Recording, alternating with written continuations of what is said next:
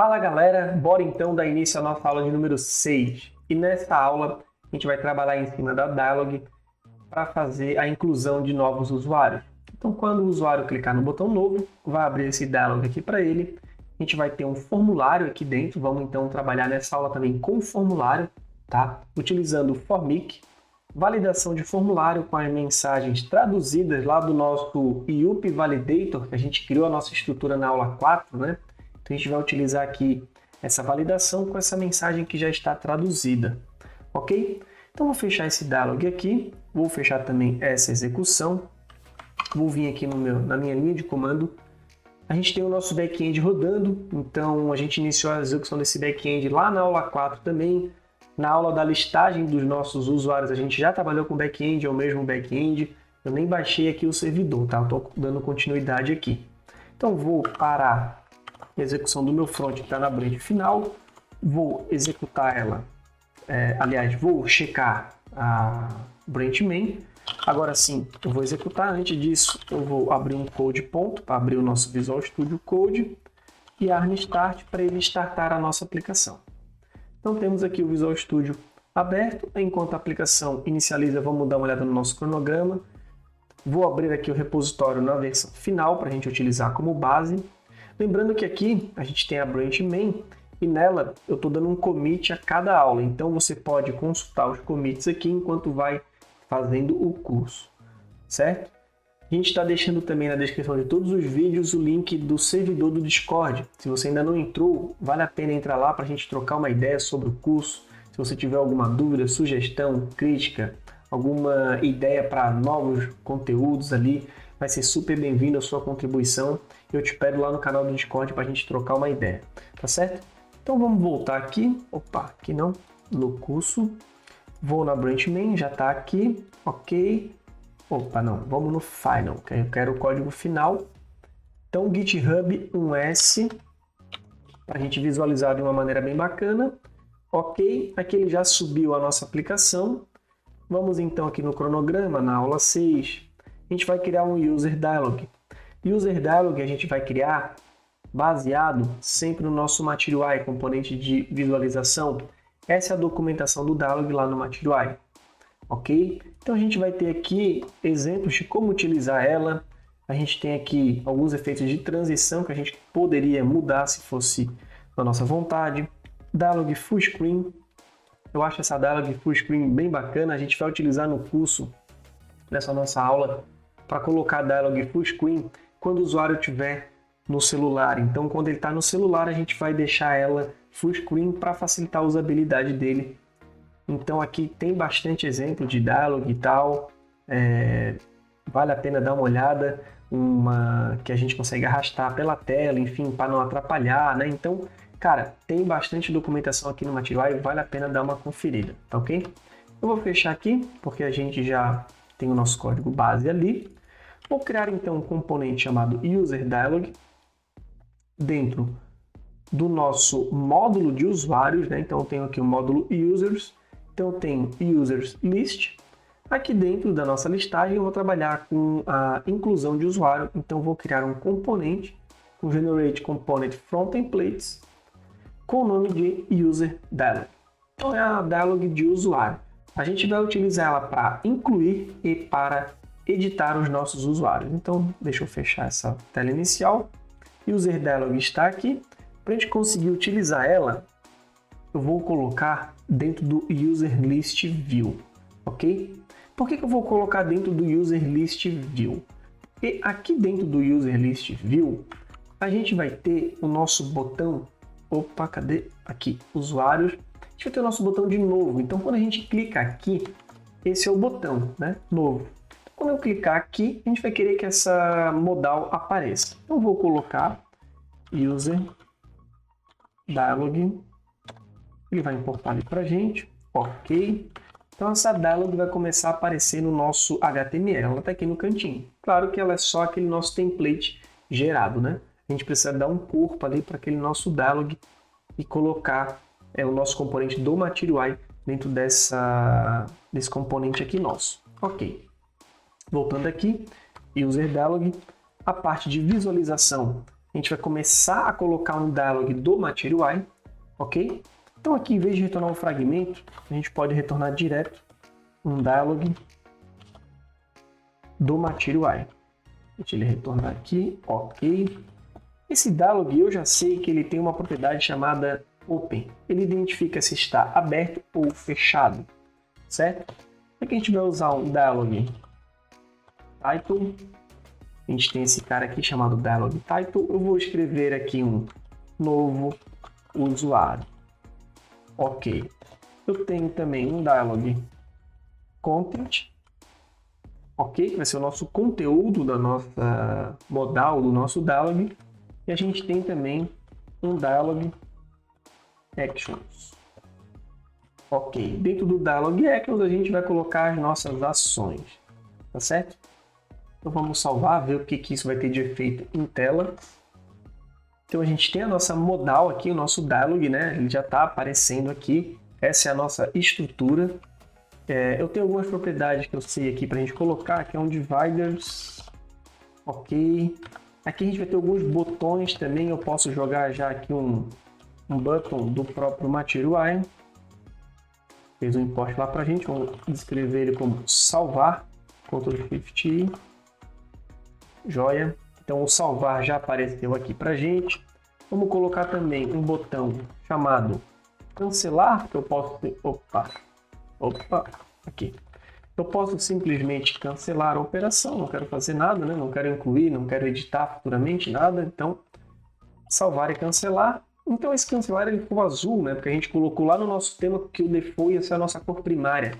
Então não tem problema, a gente pode chegar aqui e botar para ele um color e botar uma outra cor para ele, a default. Vai pegar uma cor cinza, que a gente não quer dar um destaque para esse cara, né? E o salvar eu também posso colocar um autofocus aqui, ó. Focus. E aí ele já vai colocar para a gente o foco automático nesse botão de salvar. Ok? Então vamos abrir o console, ver se está dando algum problema aqui. Esse erro aqui, ele não é referente a essa tela. Ele é um erro, se eu não me engano, eu já fui atrás desse erro, é um erro do nosso lote ali, daquelas mensagens de que não tem registro encontrado, que tem o loading ali, enfim. Então não é desse nosso componente aqui, podemos seguir. Ok, então temos um botão de cancelar, um salvar, um título e um conteúdo para ser colocado aqui. De conteúdo que a gente vai querer colocar, seriam alguns text field do nosso material. Aqui ele está importando tudo do Material UI Core, né? A gente já pode arrumar aquilo em seguida. Joia. Um label que a gente pode botar aqui vai ser nome. Opa, deixa eu auto-fechar essa tag aqui. A gente vai ter um nome, vamos ter também um e-mail e vamos ter uma senha. Engraçado que nessa senha a gente pode botar aqui um type igual a password. Ok, vamos ver como isso vai se comportar em tela. Então a gente tem o nome, o e-mail, a senha, a gente tem do tipo password. Joia. Esses campos estão meio grudados um junto com o outro aqui, né? Então a gente vai utilizar o nosso grid do Material UI também para fazer a organização desses campos para a gente na tela, no nosso modal. Ele não está importando o grid. Grid. Cadê o grid do Material UI? Não está conseguindo importar dali, não tem problema. A gente coloca na mão aqui. Opa, vamos criar um grid ali. Vamos fechar ele aqui embaixo. Vou identar. O nosso grid está ali já, ok. Belezinha. E vamos colocar aqui um spacing no nosso grid. Opa, colocar um spacing de 2. O spacing ele vai funcionar como o team.spacing, né, do nosso tema. O 2 vai virar 16, que ele vai multiplicar por 8. Para isso a gente tem que colocar que ele é um container aqui, para ele entender que vai fazer um grid com o nosso display flex. Vamos ver o que vai acontecer. Ele acabou não espaçando. Cada text field desse daqui também teria que estar dentro de um grid. Vamos colocar eles dentro de um grid. Não está autocompletando para mim o grid. Eu não sei porquê, mas beleza, vamos fazer esse aqui, ó. São 3 que a gente vai ter. O nome vai ficar aqui. O e-mail vai ficar aqui. E o password vai ficar aqui. Opa! Password vai ficar aqui. Vamos identar. Aqui saiu errado. Isso aqui são grids item, tá? Então são itens que estão dentro do meu grid. Esse cara é um container e esse cara vai ficar com spacing 2. A gente já pode até ver como vai ficar o HTML dele lá. Ah, joia! Então aqui a gente colocou um spacing, ele não está com direction, tá? Ele está com o direction padrão dele do grid. Se a gente for ver aqui é o grid root, ele não tem nada de direção aqui para ele. Ele está com display flex, então o display flex padrão, ele é o direction rule, né? Vamos colocar aqui então para ele um container direction column.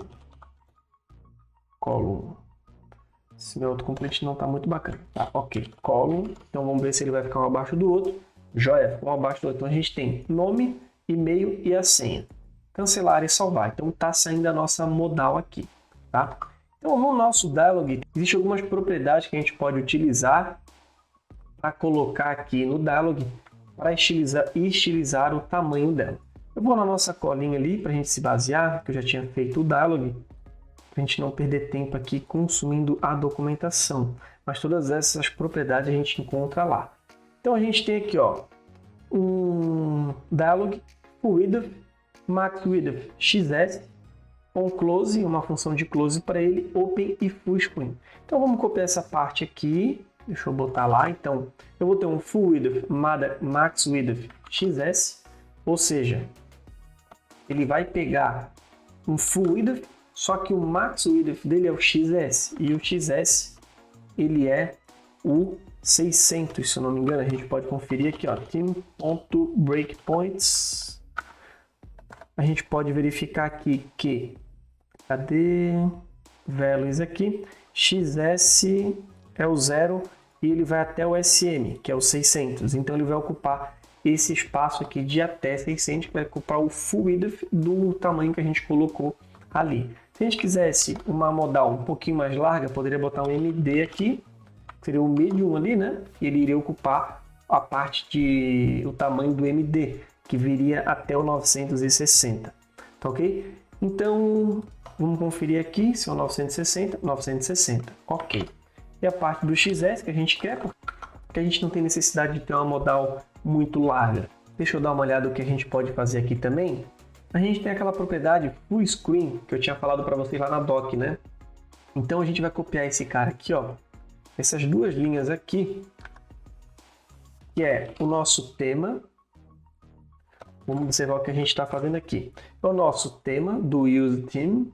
O useTheme vem da onde? Vamos verificar. useTheme vem do Material Style, Material Core/style. Certo? E esse use media query vem do Material Core use media query.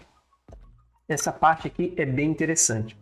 O que vai acontecer? Eu vou pegar o nosso tema, né, lá do nosso useTheme. Então a gente poderia reconfigurar esse breakpoint também de responsividade. Não vai ser o nosso caso aqui. A gente vai utilizar o padrão do Material que atende muito bem, né?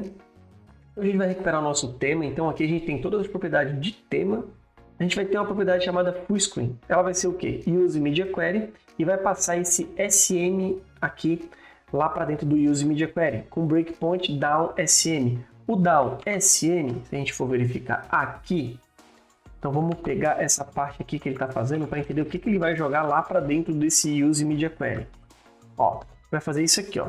Max width 959,95 pixels, ou seja, quando ele estiver ali na linha de chegar naquele MD, né, que o MD é do 960 para cima, ele vai considerar que ele vai utilizar um max width. A gente pode testar isso.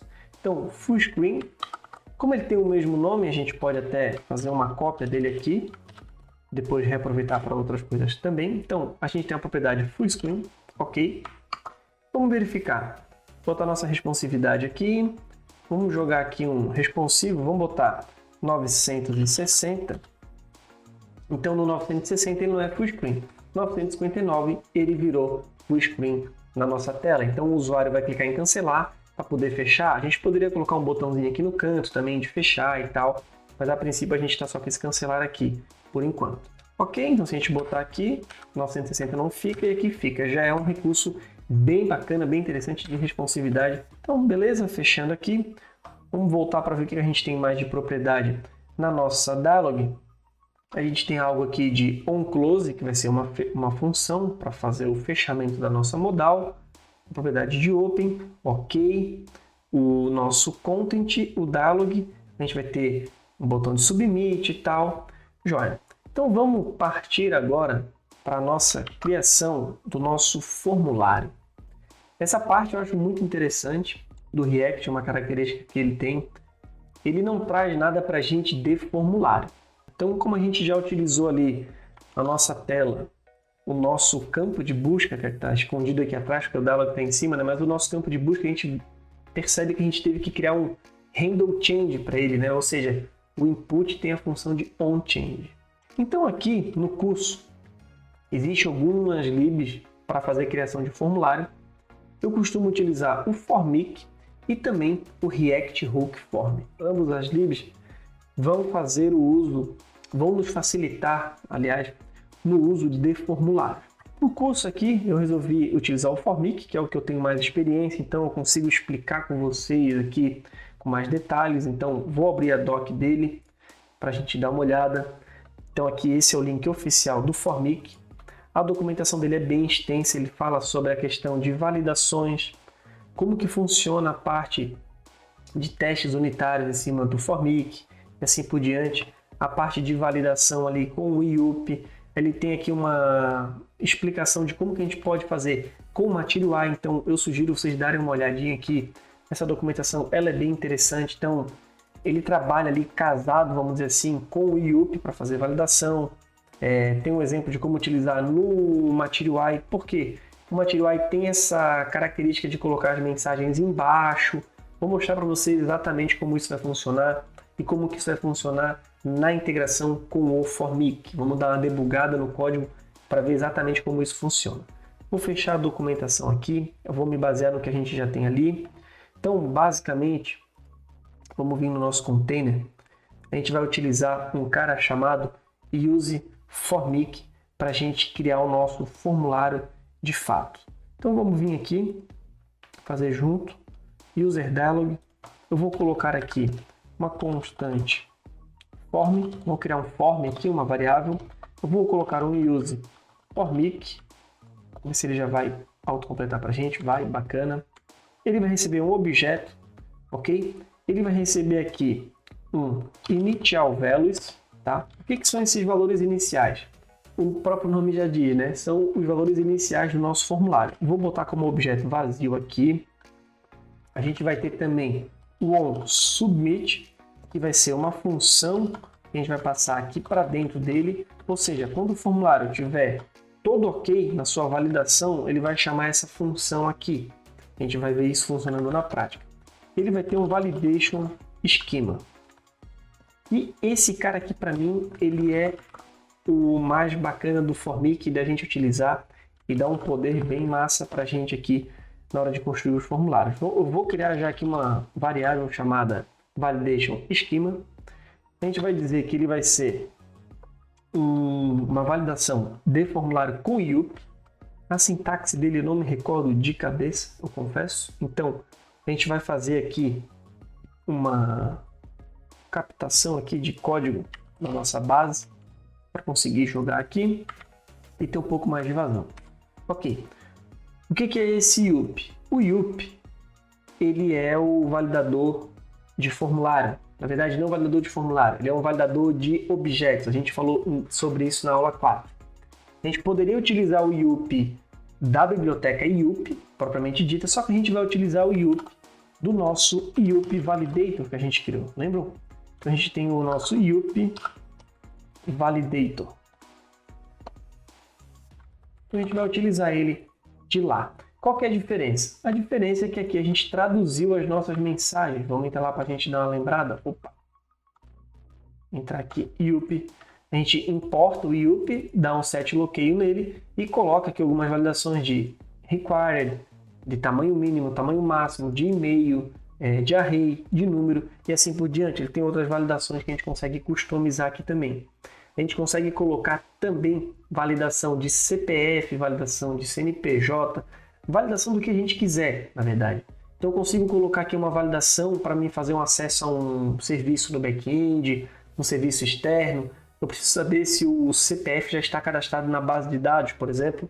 Assim que o usuário informar, a gente consegue fazer uma avaliação com o IUP de vai lá no back-end, verifica se já está cadastrado e responde ali para o usuário dizendo, esse CPF já está cadastrado, alguma coisa do tipo. Ou são algumas das abordagens que a gente consegue fazer com o IUP. Então, o IUP é a validação de esquema, né? A gente cria um esquema de validação e valida objeto. Ele não tem a ver, ele não é ligado, vamos dizer assim, com o Formic. Tanto é que o próprio React Hook Form também utiliza o IUP para fazer validação de formulário. Então, ele valida objeto, as libs de formulário usufruem disso para poder validar os seus objetos e verificar, cara, tá válido? Tá, então beleza, então a gente segue para frente. Então, qual que é a sacada aqui da nosso IUP? Então, a gente vai executar um IUP.object, a gente sabe que esse cara vai ter que ser um objeto com esse seguinte shape aqui. Então, a gente passa um objeto para ele e diz, cara, o meu name ele vai ser uma string com um máximo de 50 caracteres e um campo required. Ou seja, se o cara ultrapassar os 50 caracteres, ele vai começar a retornar um erro para a gente vai conseguir colocar lá no campo, impedindo que o usuário prossiga com a submissão daquele formulário. E-mail. Quem aqui nunca precisou validar um e-mail numa aplicação? Né? Cara, qual é a regex de validação de e-mail? Para mim, eu não me preocupo com isso. Eu utilizo o IUP, e-mail. Eu acho que ele atende muito bem para validar um e-mail no padrão mundial, vamos dizer assim, né? Então, cara, ele atende super bem. E-mail, ele vai ser do tipo string, obviamente, vai ser um e-mail e ele é required. Ok? O password. O password ele é um string, eu botei um máximo de 30 caracteres para o usuário não conseguir digitar muita coisa, enfim, não quebrar back-end, esse tipo de coisa. E ele tem uma particularidade muito interessante que eu coloquei aqui que, cara, ficou muito show isso daqui. Que é o quê? Quando ele tem 30 caracteres e quando essa propriedade underline ID que a gente está injetando aqui, que eu estou dizendo para ele, cara, monitora para mim essa propriedade underline ID. Esse underline ID a gente vai trabalhar lá na edição com esse cara. Ele é o ID do objeto que a gente está manipulando. Então, quando esse ID ele está preenchido, isso aqui a gente está verificando, cara, aí ele vai monitorar o ID e vai dizer, isso, tem uma função que ele vai injetar para mim o ID, então se ele está preenchido, then, ele é somente uma string. Otherwise, ou seja, ele vai ser requerido. Entenderam? Então, quando ele já está preenchido o ID, ele vai dizer, cara, é só uma string, não precisa ser requerido. Por quê? Porque eu posso fazer a edição do usuário sem alterar a senha. Eu não sou obrigado a alterar a senha, mas quando eu estou incluindo, eu sou obrigado a informar uma senha. Então, essa validação aqui é muito bacana. Às vezes a gente precisa fazer uma validação condicional.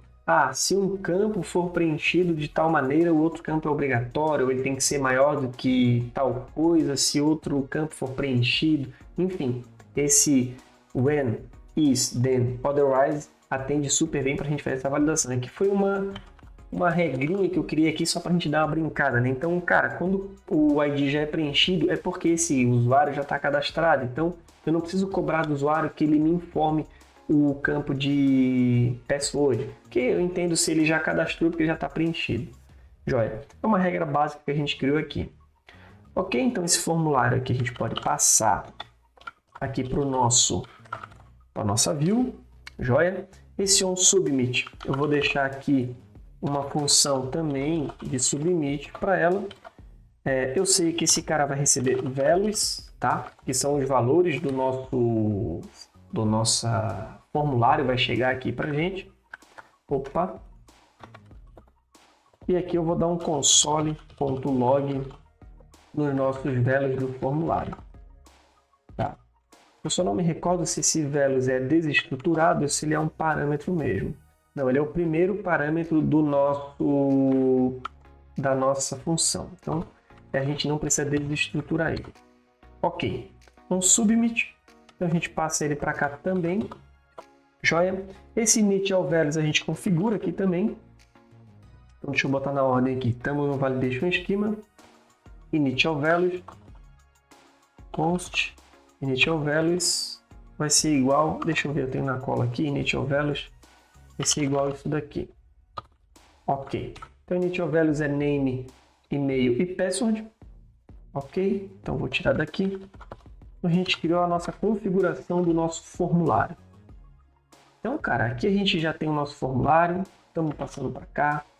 Eu vou conseguir jogar ele e pegar ele aqui. E a gente vai começar a utilizar ele na prática. Vamos olhar então a nossa colinha aqui. Eu não me lembro de cabeça como que a gente cria esse nosso formulário. Então, eu vou criar um form que vai circular o content e o actions. Eu já vou mostrar para vocês o porquê disso. Deixa eu até copiar essa linha aqui. Ele vai circular o nosso content e o actions. Então, esse cara, às vezes ele não está me fechando aqui, tá? Ok, vai fechar aqui embaixo. Vamos já falar sobre o que a gente está passando aqui. A gente está criando um formulário do nosso HTML básico, tá? O onSubmit do formulário, ele é o form handle submit. Então, quando a gente define aqui que o nosso form tem esse onSubmit aqui, ele vai acabar colocando essa função nesse cara que é o handle submit. No validate, autocomplete off, isso aqui são propriedades do próprio HTML para ele não fazer a validação de campos obrigatórios, esse tipo de coisa, do próprio HTML. Respeitar a nossa validação aqui, autocomplete false, para ele não fazer aqueles autocomplete quando tu entra ali e já digitou um nome e o Chrome fica tentando te ajudar, enfim. Então a gente desabilitou dessa seguinte forma aqui. Joia. O nosso botão, ele vai ser um botão de type submit. Isso aqui também é muito interessante. Opa, ele é um botão type submit. Deixa eu só confirmar se é só isso. É só isso. Ok, interessante essa propriedade aqui também. A gente já pode falar sobre ela. Vamos até colocar lá e a gente já troca uma ideia. Aqui, ok, beleza. O que significa esse disable aqui? Esse disable a gente até trocou uma ideia lá na nossa apresentação do curso, né? A gente vai desabilitar o nosso botão salvar quando o formulário estiver sendo submetido. Joia? Então, quando ele estiver sendo submetido, a gente vai bloquear esse botão de salvar. Para a gente ver isso tudo funcionar, a gente precisa colocar as nossas propriedades do formulário dentro de cada text field, dentro dos respectivos text field. A gente pode dar uma olhada aqui como que as coisas acontecem, tá? Eu vou vir aqui no Chrome, na aba Source, vou dar um Ctrl P, vou dar um User Dialog, View, a gente vai entrar dentro desse cara, botar um breakpoint aqui na linha 7, vou dar um F5. Então eu fiz questão de parar aqui para a gente trocar uma ideia sobre esse formic, ok? Desse objeto de formulário que ele está passando aqui para a gente. Então, a gente colocou algumas coisas dentro dele, né? Então, isso aqui é tudo funções e valores que tem dentro do formulário. Então, ele controla tudo que a gente pode imaginar de formulário. Se ele está dirty, se ele já foi tocado, enfim, cara, muita validação, tá? A gente tem aqui os nossos values do formulário, por exemplo. Então, se eu desse um submit disso aqui, o que ele ia receber? Cara, os valores dele é isso aqui. Quais são os valores iniciais dele? Cadê? Initial values, tá aqui. Initial touched, ninguém foi tocado. Erros iniciais, ninguém. Tem algum erro? Não tem. Cadê algumas funções interessantes que eu gosto de usar? Handle blur, handle change, handle reset, o handle submit. Cara, o handle submit a gente está utilizando ali, né? No onSubmit e vai chamar o handle submit. Então ele tem muita propriedade aqui, ó. Is valid, true, ele está válido. E submitting, false. Ó, a gente está usando o submitting aqui, ó, ele está falso. Por que ele está falso? Porque eu não estou submetendo. A partir do momento que a gente submeter ele vai passar a ser true. Então a gente vai executar isso aqui junto também, tá ok? Então vamos vir aqui, vamos liberar esse breakpoint. Vai passar aqui algumas vezes, ok? Tá, beleza. Vamos voltar aqui. Então, como que o forMake vai funcionar, tá? Ele vai precisar que o cara tenha uma propriedade chamada name. Então, eu vou botar name, vai ser name. Eu vou colocar por ele aqui o onChange. Vai ser o quê? O onChange. Lembra que a gente teve que criar lá no nosso input de filtro o onChange, fazer o change dele. Aqui a gente tem um handle change. Opa, handle change do nosso formulário. Ctrl Shift para identar. Handle change, a gente vai ter o onBlur do nosso text field. Lembrando que todas essas propriedades é padrão do nosso HTML, tá ok? Vamos ter aqui então o handle blur. Ctrl Shift, tô doido para ele dar uma quebrada aqui. O value dele, cara, o value é o mais importante, vamos dizer, né? Que vai ser o valor do nosso... Só escondi ali o nosso lado esquerdo com Ctrl B, né? Para a gente ter um campo maior para trabalhar. O valor do nosso campo vai ser o form.values.name. A gente vai identificar se ele está com erro. O erro dele vai ser o quê? Form.errors.name. Identei. Opa, show. E vamos ter aqui também um helper text. Helper text do Material UI, a gente pode escrever qualquer coisa aqui, tá? Dica do dia. Só para a gente ver o que vai acontecer. Vamos executar aqui. Então, vamos pular essa parte, deixa ele executar o nosso formulário. Ok. Name. Cannot read properties of undefined. Reading name. Eu acho que é o errors, não existe errors. Vamos ver então, vamos dar um F5 para a gente ver quais são as propriedades junto aqui, ó. Então, os erros, tá, os erros estão aqui. Talvez eu tenha digitado alguma coisa errado. Errors. Ok, agora sim. Então, assim, ó, errors, a gente está pegando se tem erro e tem o name aqui dentro. A gente já vai ver isso acontecendo. Outra coisa que a gente pegou foi o values aqui. O values do formulário, cadê? O values do formulário. Temos o handle blur, handle change. Cadê os handle aqui, ó? Handle change, handle blur. Então, a gente pegou tudo do formulário. Belezinha. Vamos executar aqui. Vamos recarregar. Ok, agora funcionou. Beleza. Então, ó, dica do dia. Então, se a gente tentar submitar, ele vai fazer o quê? Vai colocar aqui, ó, tentei submitar o formulário. Então, olha que joia. Quando eu dei tentei submitar, ele vai voltar aqui para mim e vai dizer, ó, erros. E-mail, este campo é obrigatório. Name, este campo é obrigatório. Password, este campo é obrigatório. Então, os erros estão todos aqui dentro. Ok? Aqui na parte de validação, cadê o submitting? Ó, o touched. O touched também ele vai colocar que os campos foram tocados para poder mostrar a mensagem. Cara, tem muita propriedade aqui que a gente pode utilizar, tá? Então, as básicas seriam essas. Submit count, quantas vezes o cara tentou submitar. Então, eu quero controlar. Ah, se o cara tentou submitar 3 vezes e deu errado, bloqueia alguma coisa, tenta depois, enfim. Essas coisas assim. Deixa eu ver. Isvalid e submitting aqui, ó. Lembra a gente tinha essa propriedade de submitting? Tá true. Ou seja, ele está submitando, ele ainda não terminou de submitar.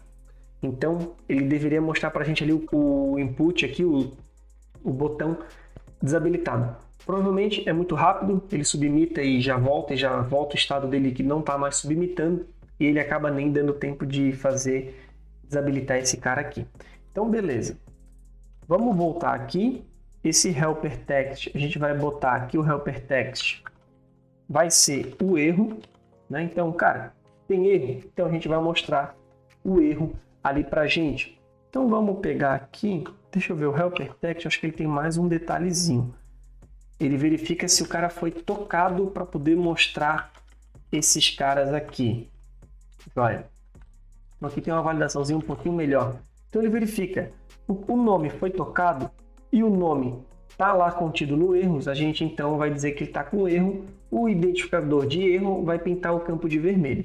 E o helper text vai de fato colocar o helper text. Sem esse cara aqui, porque a gente não quer retornar um booleano, né? Então aqui o erro é um booleano, true ou false. Então, foi tocado e tem erro preenchido com o name, então ele vai dizer que até com erro vai pintar de vermelho. Helper text, ele vai fazer o quê? Foi tocado, então coloca para mim o name. Então por isso a gente não precisa afirmar aqui para ter um booleano nele, né? Que ele é um texto. Propriedade value, cara, é o value do nosso input. Então o valor dele é o valor que está vindo lá do nosso formulário. OnBlur. O OnBlur é interessante porque quando você entra no campo e sai, ele dá o blur e ele acaba pintando ele de vermelho também, porque ele vai identificar o cara foi tocado e não está preenchido. A gente vai ver isso aqui já em seguida na tela. E o engraçado é que o OnBlur e o OnChange, a gente só passa a função de handleChange e handleBlur. Por que isso? Lembra que lá no nosso componente de filtro, deixa eu abrir lá o filtro para a gente relembrar. Aqui a gente tem o OnChange, ok? Eu passo a função para ele. Dentro da nossa função de fato do OnChange, a gente tem o Event Target Value. Lembra que eu ainda falei para vocês que eu sabia que era Event Target Value, porque eu conhecia o HTML, enfim, já sabia que era assim que ia esperar? É a mesma coisa com o Formic. Ele sabe que ele é um componente do HTML, ele tem Event Target Value. Então ele vai conseguir fazer essa mudança ali de estado, vai funcionar essa função de handleChange para ele, baseado nesse Event Target Value. E o name é para identificar qual que é o nome do cara no formulário. Então imagine lá dentro do código do Formic, ele vai receber um evento de change, vai chegar lá o event, ele vai ter o target value para saber qual que é o valor, joia. E para quem é que ele vai setar no formulário? Baseado no name. Então é assim que funciona. O OnBlur é a mesma coisa, ele vai marcar o cara como touched assim que ele sair do campo. Então assim que ele entrou e saiu, ele vai começar a pintar de vermelho. A gente consegue ver esse comportamento na tela aqui. Vamos recarregar a tela para a gente ver. Então, todos os campos aqui são obrigatórios, o nome a gente já configura. Então, se eu entrar e sair, ele já consegue mostrar que o campo é obrigatório. Por que isso? Porque quando a gente recarregar aqui, ó, vamos ver junto. Quando a gente recarregar a tela, ele vai entrar, formulário, erro, vazio, touched. Cadê o touched? Touched, vazio. Então, deixa ele carregar. Ok. Carregou. Quando eu entrei no campo, saí. Vamos ver o que ele vai retornar para a gente. O erro, vazio, touched. Cadê o touched? Touched. Já botou aqui, ó, touched, name, true, ou seja, nome foi tocado. Ele vai passar aqui mais uma vez, preenchendo o nosso erro. Caiu aqui, erro, e-mail, este campo é obrigatório. Então, ele já validou todos os campos. Nos demais de baixo, claro, a gente não configurou ainda o nosso e-mail e senha. Mas como a gente vai configurar ele, mas a gente ainda não tocou, ele não vai mostrar. Então, esse comportamento de tu entrar em um campo e sair, ele mostrar, vai ser só nos caras que a gente entrar e sair, né? Então, tocou, saiu. A não ser que a gente faça um submit, e aí ele barre, e aí sim ele vai fazer o touch para todo mundo, enfim, né? Então, vamos copiar toda essa parte aqui, ó. Vamos deixar só o label, vamos botar no e-mail também. Então, no name aqui, eu vou dar um Ctrl D. Achou as ocorrências, apaguei, e-mail. Ok. Vou copiar então, vou colocar esse cara aqui também. Vou identar no name, Ctrl D. Apaguei o nosso campo, o nome dele é password. Nosso campo password, ok, coloquei aqui, a gente tem os nossos 3 campos configurados. Então ele vai recarregar para a gente. Então, como eu falei para vocês, se a gente der um submit, ele vai mostrar todo mundo. Vou recarregar. Então o comportamento que a gente quer é, entrei aqui em e-mail, ele vai dizer, cara, né, o e-mail é obrigatório, não precisa validar tudo, vamos aos poucos. Beleza, cliquei aqui, ok, cliquei aqui, ok. Vou digitar um e-mail inválido. Informe um e-mail válido. Então, existe a validação de campo obrigatório. Quando eu começar a digitar, ele é um e-mail inválido. Ele não vai avisar para mim que o e-mail é inválido enquanto eu estiver digitando, se ele ainda não tiver aquele touched, né? Então, se eu começar a digitar aqui, por exemplo, ele ainda não me falou que o e-mail está inválido. Se eu sair, ele vai dizer que o e-mail está inválido. Então, eu boto arroba, alguma coisa, ponto, alguma coisa. Esse aqui é um e-mail válido de acordo com a validação do IUP. Esse padrão de ter alguma coisa, arroba alguma coisa, ponto alguma coisa. Ok, então a validação está funcionando. Vamos colocar aqui então o nome do Thiago, o e-mail tá aqui, dev.com, a senha 1, 2, 3, 4, 5, 6. Vamos vir no nosso console, vamos limpar ele aqui, vamos salvar. Olha o que aconteceu, ele bloqueou o nosso campo, ele acabou que não caiu, submit form on submit is not a function. Ok, ele submitou, bloqueou o campo, foi o que a gente queria, e falou para mim, cara, onSubmit is not a function, ou seja, onSubmit não é uma função. Vamos ver o que a gente errou aqui. User dialog, onSubmit, ok, onSubmit, é uma função, values, ok. Então, provavelmente, tem que ter o S maiúsculo no onSubmit. Ok, agora sim. Vamos ver. Vou limpar aqui. Tá, ele ficou preso naquele submitando, né? Vou salvar. Não, vamos salvar. Ok, validou. Thiago, tá aqui, @dev.com. A senha, qualquer coisa. Salvar. Então, no salvar, ele botou aqui os nossos values, e-mail, name e password. Joia. Ficou preso aqui ao nosso submitting, né? Então, a gente consegue corrigir isso.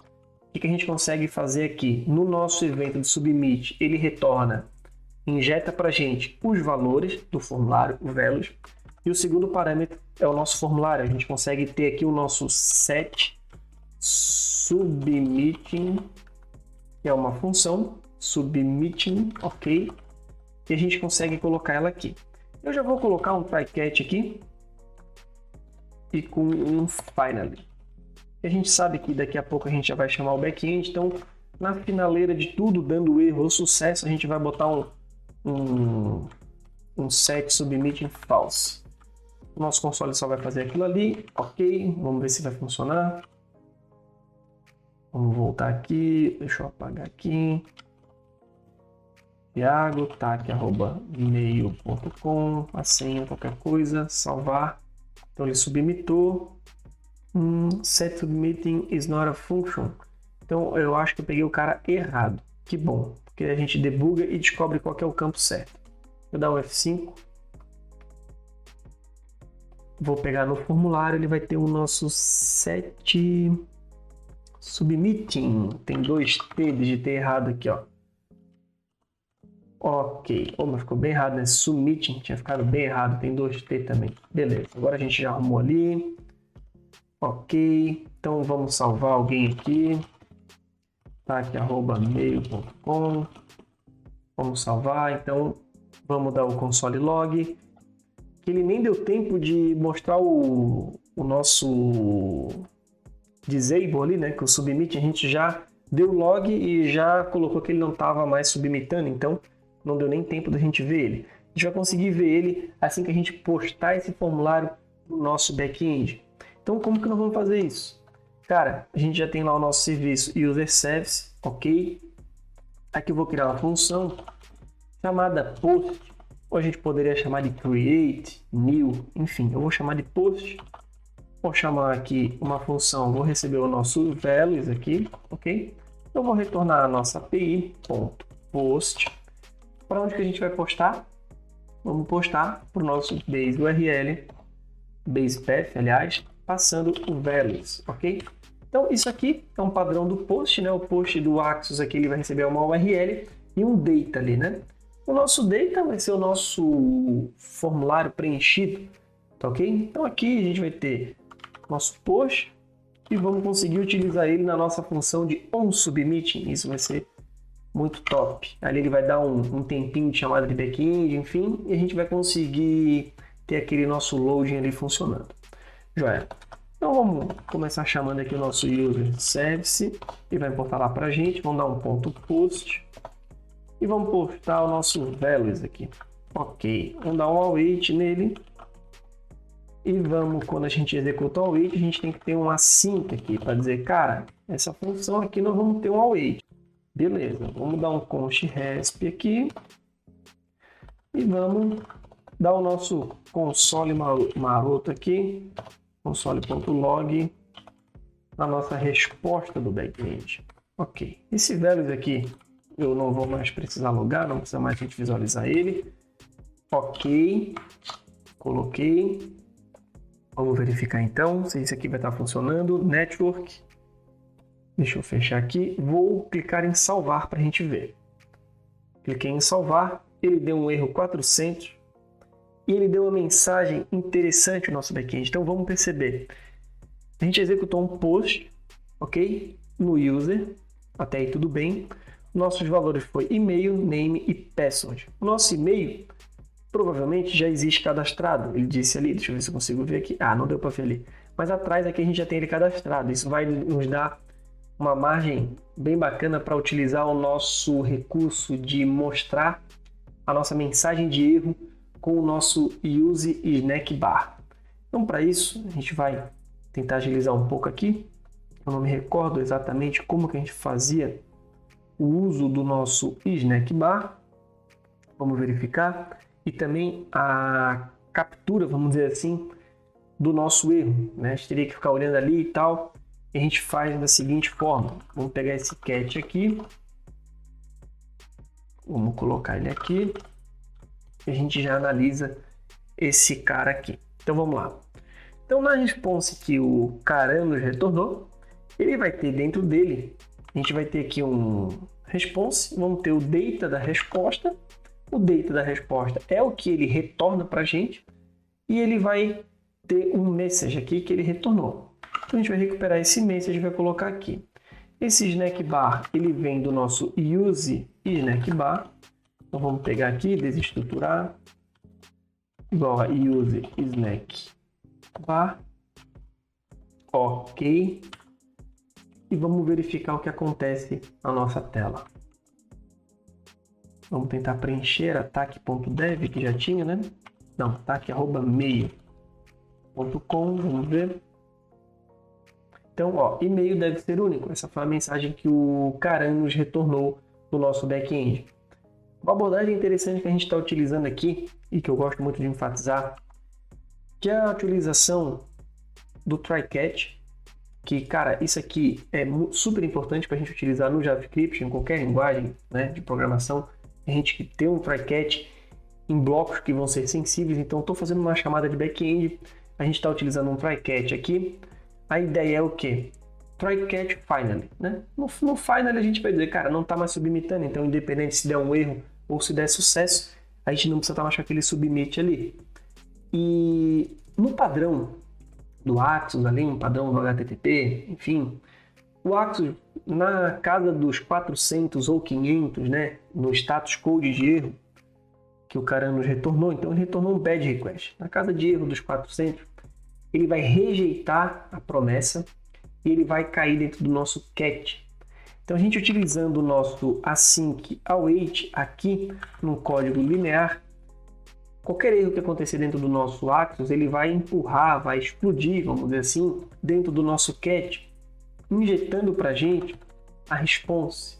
Então, isso para mim é fantástico, a gente consegue capturar o nosso erro no cat. Isso seria a mesma coisa da gente executar dessa seguinte forma aqui, ó. Vamos dizer que a gente quisesse usar o then e o cat, então a gente vai ter o then aqui, vamos executar alguma coisa e o ponto cat. Então, como ele retorna uma promise, esse cara aqui, ou a gente poderia retornar assim, aí no then a gente teria os processamentos que a gente faria aqui, nessa parte de baixo aqui, e dentro do cat, o que a gente fez aqui. Só que é muito mais elegante a gente utilizar um código de forma linear, com async await, é uma boa prática. Se eu quiser fazer uma outra chamada de back-end aqui, não tem problema. Eu tento dar um post, se não conseguir, eu vou fazer algum log, vou disparar isso para algum lugar. A gente vai fazendo um código mais linear com async await. A gente submeteu, ele conseguiu dar o erro, a gente já está tratando isso. Vamos deixar o console log aqui ainda. Quando a gente for colocar aqui, sei lá, um TAC 2 aqui, vamos botar um Thiago 2. Vamos salvar para ver o que vai acontecer. Ele falou para a gente que, cara, consegui, ó, dei um created, ou seja, o nosso console log da resposta, ele falou, cara, eu criei, ó, criei e o nosso body foi o camarada que ele criou lá no nosso back-end, com ID, tudo bonitinho, joia demais, muito bacana. O que a gente vai fazer aqui? A resposta, a gente vai ter então o nosso data, Dentro do nosso data, nós vamos ter o nosso body. Joia? Então, beleza. O que a gente vai fazer aqui? O que eu vou fazer? E que a gente tinha falado na última aula ali da listagem, a gente colocou a listagem no nosso contexto para conseguir manipular ela de outros lugares.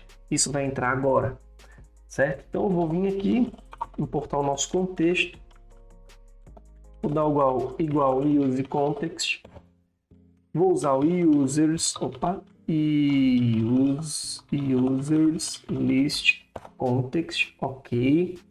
Aqui a gente vai ter um set users. Set users, a gente só precisa dele, a gente só precisa setar, a gente não precisa fazer mais nada. Então, cara, eu vou dizer o seguinte: set users. No nosso set, no padrão ali do hook do useState, a gente sempre vai ter, ele vai injetar para a gente o estado atual que ele está. Então, eu gosto de chamar de prev users, ou seja, o prev, né, o preview dele, como que ele estava, como se fosse um snapshot do estado do contexto. Eu vou dizer que, cara, ele vai receber um array que vai fazer a cópia do prev mais o nosso values que a gente adicionou ali. Ou melhor, o nosso body, né, que vai ter o ID.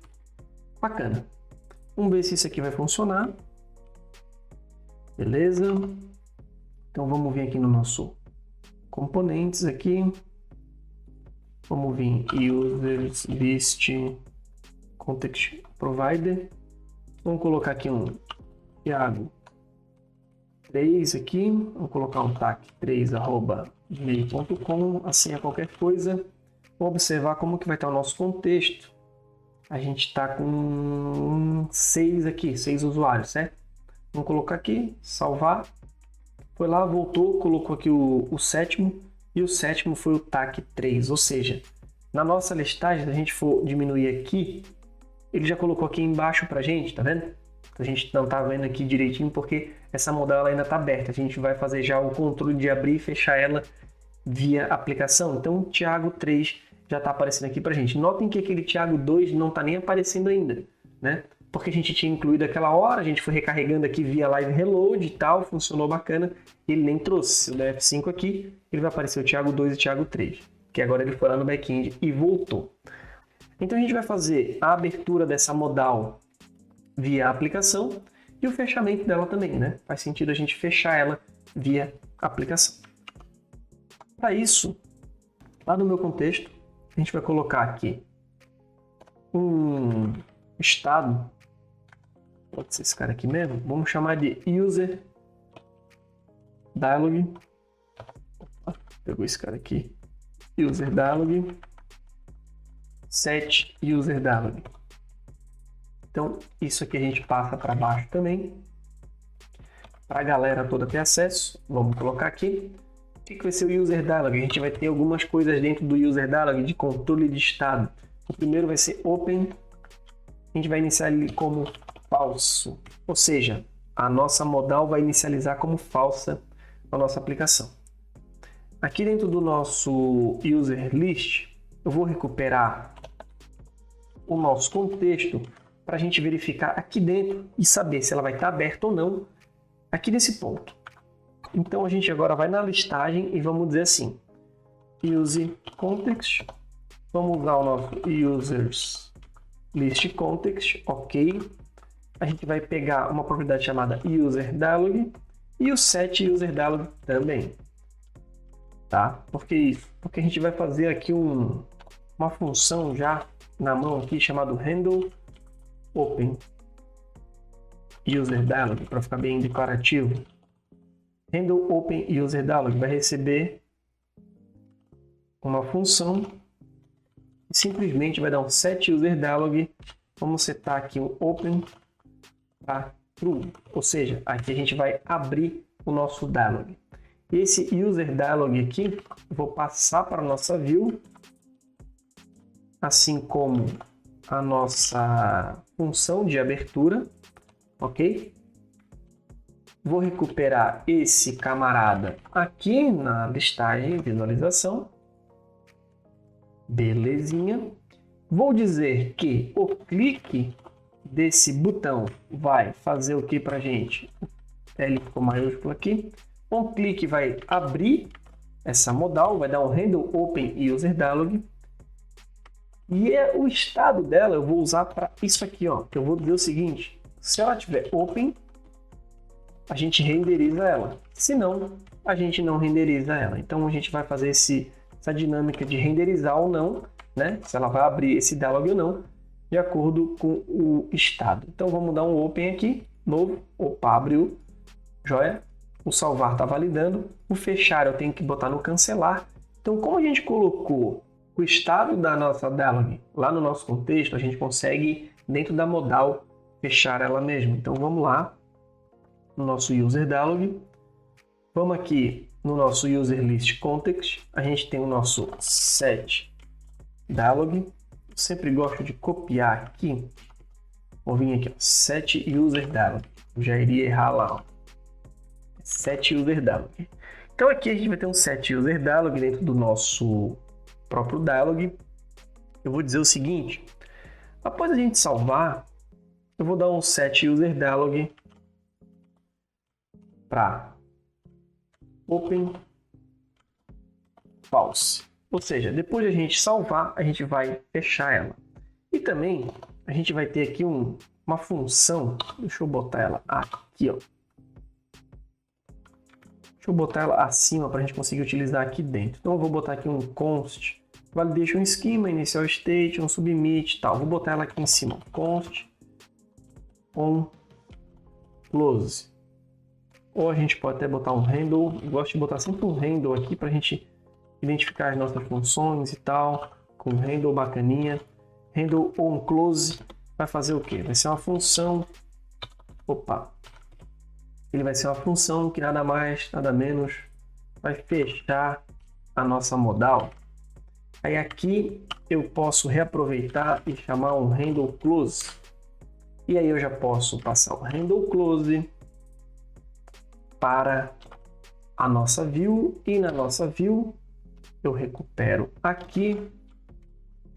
E aqui eu vou usar ela no nosso botão cancelar. Com o clique dele vai ser igual a o handle close. E o nosso dialog existe uma propriedade também chamada onClose, se eu não me engano. Deixa-me ver, deixa eu botar ela aqui. OnClose. A gente passa para ela também. Então, quando o cara clicar fora da modal, ele vai fechar. Então, clicou fora, fechou.